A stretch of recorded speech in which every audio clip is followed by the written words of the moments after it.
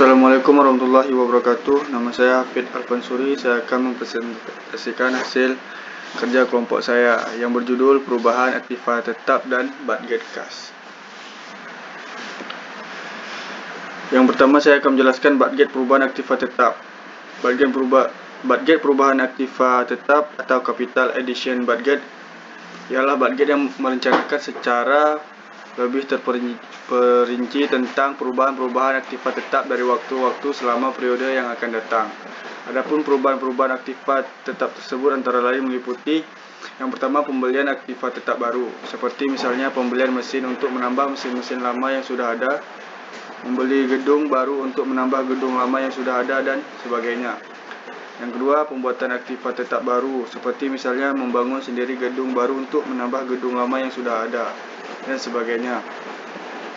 Selanjutnya, penambahan aktiva tetap yang lama dengan aktiva tetap yang baru, atau dengan komponen-komponen aktiva tetap yang baru, di mana tambahan aktiva tetap atau komponen yang baru tersebut menjadi satu bagian yang tak terpisahkan dengan aktiva tetap lama yang bersangkutan atau addition. Yang keempat, perbaikan berat atau betterment aktiva tetap lama yang sudah ada agar dapat berfungsi kembali dengan baik. Yang kelima, penjualan aktiva tetap yang lama yang mungkin disebabkan karena sudah habis umur ekonomisnya atau karena perusahaan merana kelebihan kapasitas dan sebagainya. Yang keenam, penurunan nilai aktiva tetap dalam bentuk depresiasi atau depreciation. Kegunaan budget perubahan aktiva tetap. Secara umum, semua budget termasuk budget perubahan aktiva tetap mempunyai 3 kegunaan pokok, yaitu sebagai pedoman kerja, sebagai alat mengkoordinasi kerja, serta sebagai alat pengawasan kerja yang membantu manajemen dalam memimpin jalannya perusahaan. Secara khusus, budget perubahan aktiva tetap adalah sebagai dasar untuk penyusunan budget kas, karena perubahan-perubahan aktiva tetap tersebut akan mempengaruhi kas. Faktor-faktor yang mempengaruhi penyusunan budget perubahan aktiva tetap agar suatu budget dapat berfungsi dengan baik, maka taksiran-taksiran yang termuat di dalamnya harus cukup akurat sehingga tidak jauh berbeda dengan realisasinya nanti. Adapun faktor-faktor yang harus diperhatikan dalam menyusun budget perubahan aktiva tetap antara lain, yang pertama, budget unit yang akan diproduksikan, khususnya tentang jenis atau kualitas dan jumlah kuantitas barang yang akan diproduksi dari waktu ke waktu selama periode yang akan datang. Yang kedua, kondisi aktiva tetap yang lama yang sudah ada. Semakin baik kondisi aktiva tetap lama yang sudah ada, akan cenderung untuk tidak mengadakan perubahan-perubahan aktiva tetap. Yang ketiga, tersedianya modal yang dimiliki perusahaan. Modal yang cukup tersedia akan memungkinkan perusahaan untuk mengadakan penambahan aktiva tetap. Yang keempat, perkembangan teknologi, terutama yang berhubungan dengan mesin-mesin dan peralatan reproduksi. Yang kelima, umur ekonomis aktiva tetap lama yang sudah ada. Semakin pendek umur ekonomis aktiva tetap yang dimiliki perusahaan, akan semakin cepat perusahaan mengadakan penggantian aktiva tetapnya. Metode depresiasi yang dipakai oleh perusahaan. Selanjutnya, saya akan menjelaskan tentang budget kas.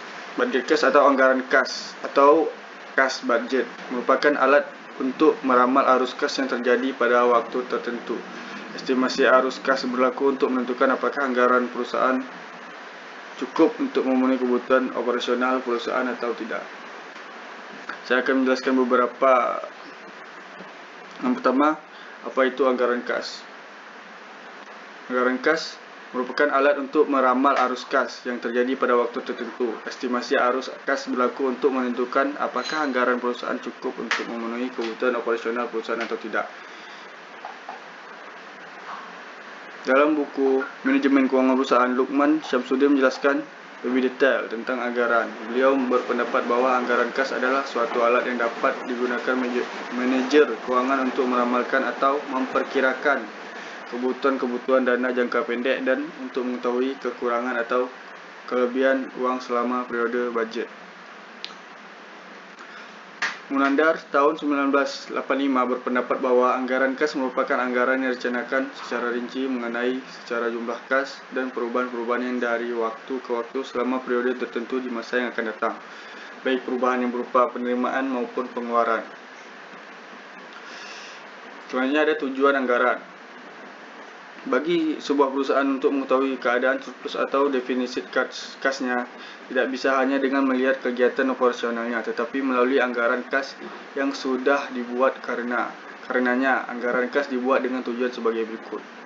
Yang pertama, sebagai alat memantau keadaan kas secara terus-menerus. Selanjutnya, menyesuaikan kas dengan total modal kerja, biaya, pendapatan, penjualan, dan utang. Selanjutnya ada memberikan gambaran posisi kas akhir setiap periode dan dari kegiatan operasionalnya. Selanjutnya ada menemukan kekurangan dan kelebihan kas serta menentukan kebutuhan pembiayaan dari kelebihan kas untuk investasi.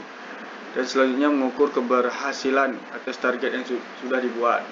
Yang terakhir, alat mengkoordinasi dan mengintegrasikan kegiatan. Yang selanjutnya, cara menyusun anggaran kas. Yang pertama, menghitung penerimaan kas. Yang kedua, secara umum penerimaan kas berasal dari penagihan piutang, penjualan tunai, penjualan aktiva tetap, penerimaan lain-lain atau non-operating, misalnya penghasilan bunga, penghasilan sewa, penghasilan dividen, dan sebagainya. Selanjutnya ada menghitung pengeluaran kas. Pengeluaran kas yang terjadi dalam perusahaan biasanya berupa pengeluaran biaya-biaya, baik itu biaya utama atau operation dan biaya-biaya bukan utama, non-operasi. Contohnya, pembelian bahan baku secara tunai, pembayaran utang, pembayaran upah tenaga kerja langsung, pembayaran biaya pabrik tidak langsung, pembayaran biaya administrasi, pembayaran biaya penjualan, pembelian aktiva tetap, pembayaran lain-lain seperti bunga, sewa, dan lain-lain.